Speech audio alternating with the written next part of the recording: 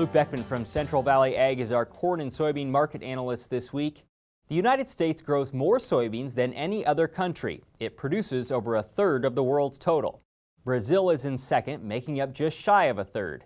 And trailing in third is Argentina. The U.S. Department of Ag expects Argentine farmers will harvest 56 million metric tons of beans this year, about half of what's anticipated in Brazil and 16% of the world's output. Yet dryness concerns in Argentina have helped power soybean prices higher. In 12 sessions, the March soybean futures contract added 50 cents and closed Tuesday above $10 a bushel for the first time since early December. The contract retreated Wednesday and was down again Thursday at the time of this taping. We talked with Luke Wednesday afternoon at CVA's winter meeting in York and began by asking how much of the soybean rally was due to weather conditions in Argentina. We've talked a lot about the money being short in the soybean and corn market both, so you really needed a spark to make that happen. So absolutely, Argentina is a big part of that. You know, we came into the latter part of January being a little bit dry down there. You know, it was enough to get things excited. We went into the weekend expecting some rain from Argentina, and it did not materialize like they thought. So yeah, anytime that you get some of those sparks when the funds are this short, among some other things, the U.S. dollar's friendly, you need that fundamental spark to just drive things higher, and that's what we got. So explain to me, was it Argentina or was it the short covering that is mainly behind this price? I guess my thought is, Brazil and the U.S. are such large producers. Argentina is a distant third. They account for, I think, like 16% of overall production. Is it the short covering rather than the concerns in Argentina? Well, I think predominantly the explosiveness of how prices move is often due to the money pushing things, or in this case, covering their short positions. They often need justification, though, for doing so.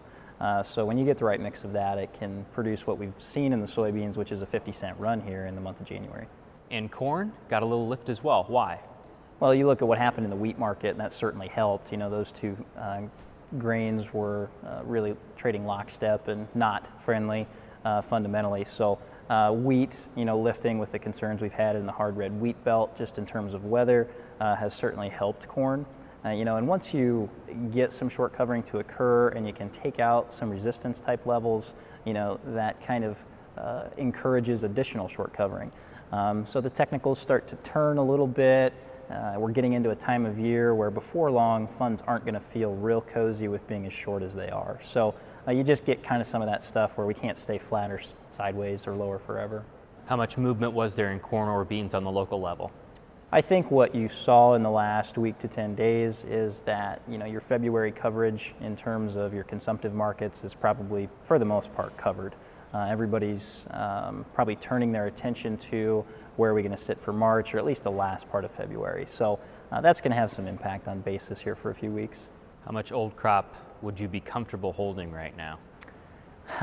That question always depends so much on the operation. If you executed well last summer on some sales ahead of time, if you had 40% of your crop left to sell, that's probably okay. We're probably getting close to some levels you'd probably feel okay doing another 10%, maybe off July futures, some sort of summer delivery slot, especially if you can get a cash price or a cash projection, that hits a number that's going to pay the bills for you. So that maybe is a conservative way to play it, but we haven't exactly been in robust times the last 3 years. So if there's a black number out there, go hit it. Is there anything new crop that looks attractive? Absolutely. Same conversation, or very similar. December futures, as of this conversation, I think the highest we've been is $3.94 recently. So a lot of guys have their eyes set on $4, naturally. If those numbers project and make sense, especially if you can carry that commodity on farm and pick up some carry, I think a lot of those numbers are going to work for producers. So yeah, we've encouraged some sales as we've been above $3.90, get 10-20% on the books and feel good about a profitable sale. With that January crop report now out of the way, the next major report is in March when we look at acres. Do you have a thought or a position as to where you think farmers will be in 2018? I think the general sentiment in the marketplace today is that soybean acres will probably grow again, and that corn's going to be a little bit lower. I think it's interesting to watch what's going on in wheat right now. A lot of the soybean expansion the last several years has been in the Dakotas.